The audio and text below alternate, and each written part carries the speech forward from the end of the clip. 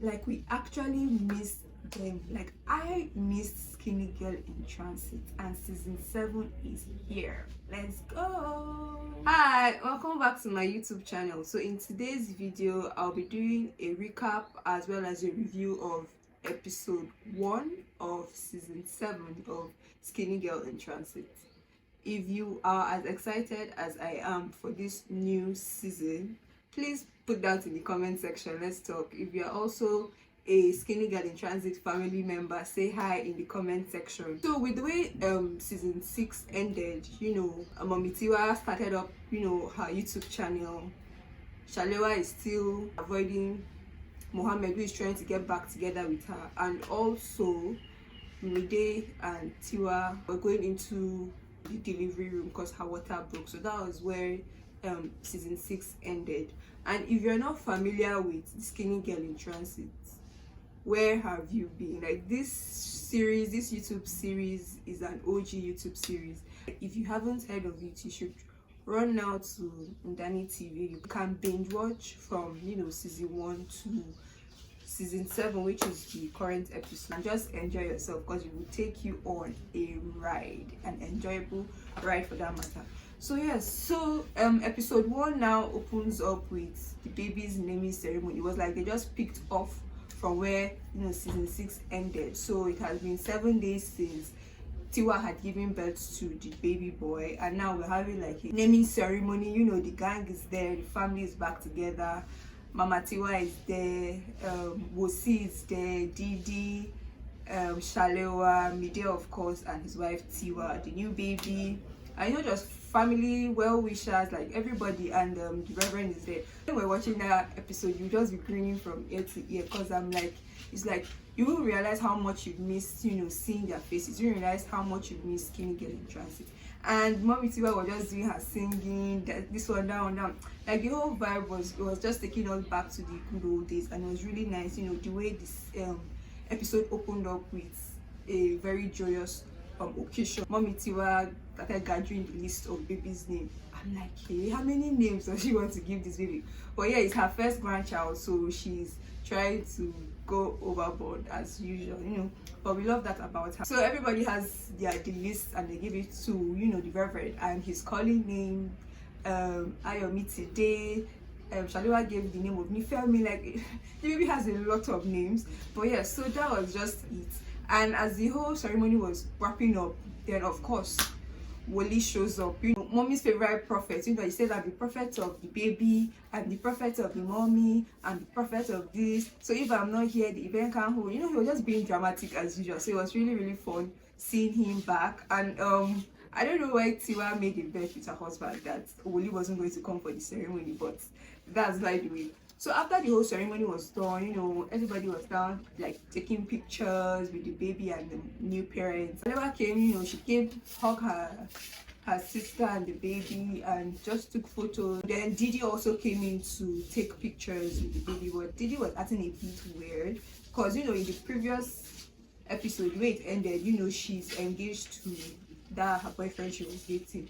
And when they asked about him, her response wasn't really giving, but we'll see what happens in the coming episodes. Mohammed has also been calling Shalewa and all of that, but she has been ignoring his calls. So, Wosi came to tell her that, Uncle Mohammed is coming, this. So she practically ran away, and it was nice to see Wosi back with her drama and her character and her ridiculous makeup and the energy she brings to the show. It was so nice that they brought the original cast. Like, I was happy to see like everybody remained the same, like they didn't change the actor of a particular role, and it was just nice seeing the original cast once again. And I think we just get to see like new faces here and there, like Tony Mez and the daughter he came with, and those are the newbies. But yeah, everybody else was just everybody we're familiar with. After Shalewa ran trying to avoid Mohammed, he comes in with gifts for the new parents, and he greets them and congratulates them, and he's asking about Shalewa. And Aunty Dupe comes and says like, oh, she has left, sort of thing. So yeah, we'll see what happens between them. He's trying so hard to patch things up, he's trying so hard to get back together with her, but oh well. After that scene, the next scene we'll get to see is we'll see Aunty Dupe's adopted son. They were just going at it in the kitchen like the usual cat and dogs that they are. So after that, we get to see Shalewa at therapy. So apparently she has started going to therapy. She was just expressing herself and just opening up and sharing all that she has been feeling. From the cheating with Mohammed to the abuse on Kwame's end. So she was just feeling very down, feeling very low. She was like blaming herself for what had happened to her. She was feeling kind of unworthy. She was feeling sad. She was feeling like she had low self-worth. So it was really, really sad, to see this side of Shalewa. And if you're familiar with the show, you know that Shalewa is a very bubbly, very lively, very dramatic young woman. But to see her now at like a low, it will really get to you, and her really expressing, like her feelings, her insecurities. It was nice that they were making, therapy that is not so common here, common. You're trying to give us that insight to, like it's okay talking to a stranger about your feelings. It's okay to talking to somebody you don't know about what you're dealing with and trying to heal from all you've gone through. So that was a really, really emotional scene to see, and we hope she, pulls through. We hope she heals as she forges on as the Shalewa that we know. So back at the ceremony, I think people are now leaving after taking pictures and greeting the parents and whatnot. So everybody is leaving. Then Aunty Dupe's friend Charles, with his daughter, comes to tell Aunty Dupe like, oh, they're leaving. They had a lovely ceremony and all of that. So she was like, okay, like take care and stuff.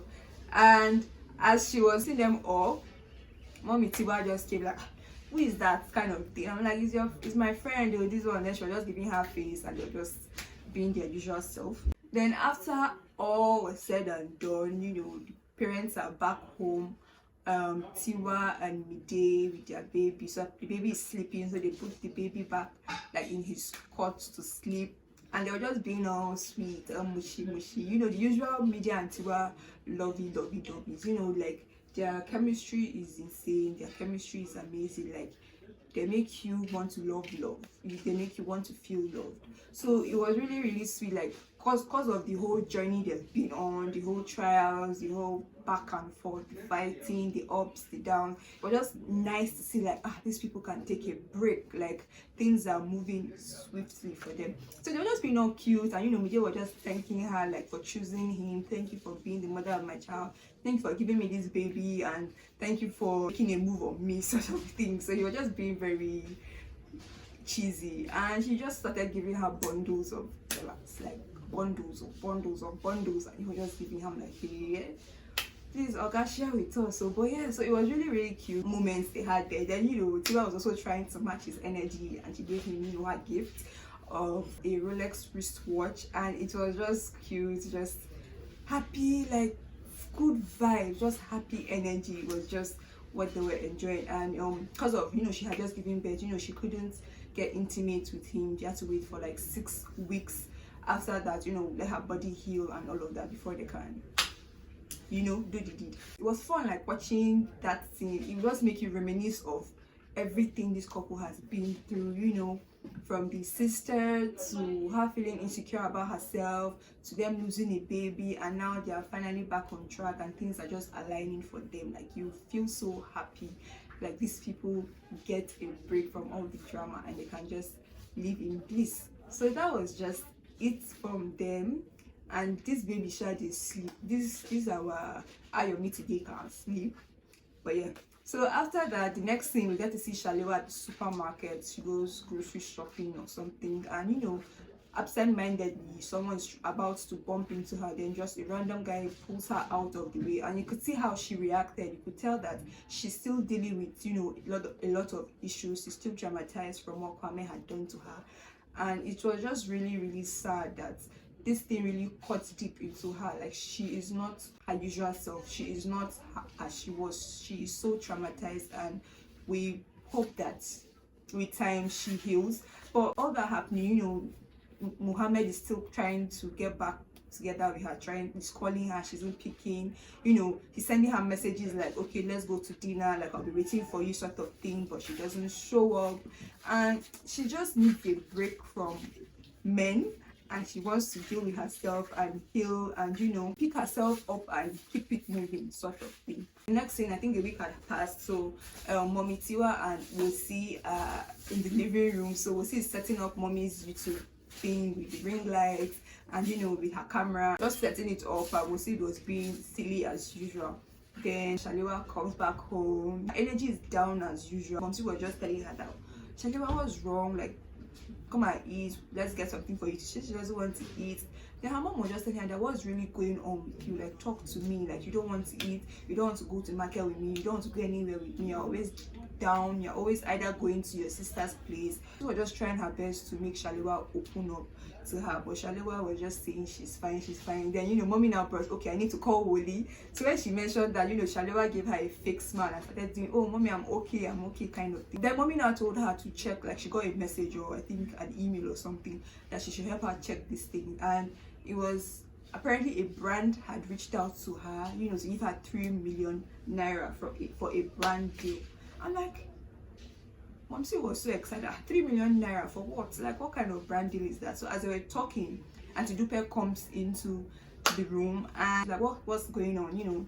And she tells her about the deal, and they're like, okay, because Aunty Dupe is the rich auntie. Mommy Tiwa was like, that was the deal about. Then Shalewa told her it's for waist trainer and bleaching cream, you know. Then Mommy Tiwa was like, that she will do one of them, which is the waist trainer.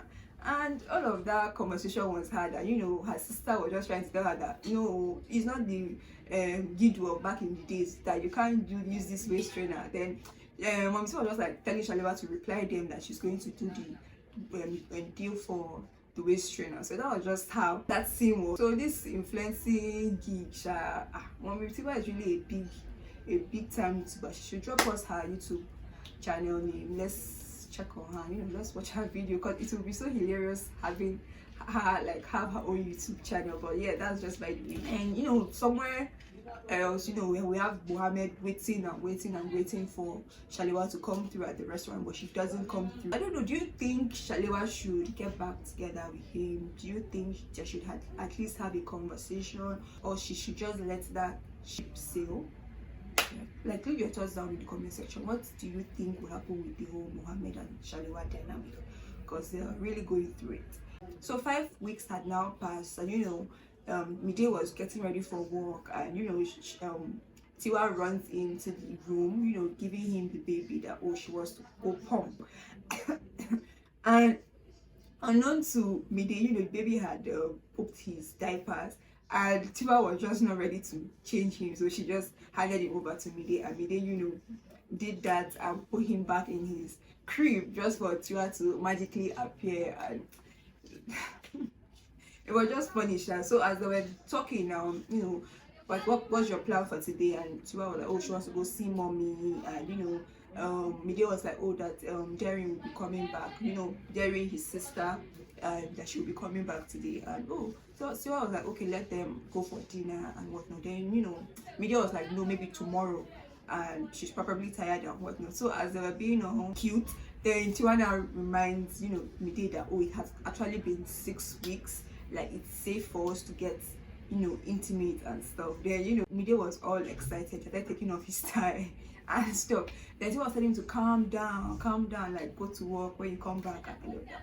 Like, throughout the whole day, Midday was just so restless. He was checking his time, checking his phone, you know, from one meeting to the next meeting. Like, this guy just wanted to go home to his wife, and the day was just not giving him that. So after like his meetings and he was about to leave, you know, his sister Derin comes in and she wants to, you know, chat and like have some I think work discussions with him. And Midday was like, he wants to go home sort of thing. And Derin was like, what's your problem? Like, what's going on? What are you going home to do? What's so important that you're rushing off, kind of thing?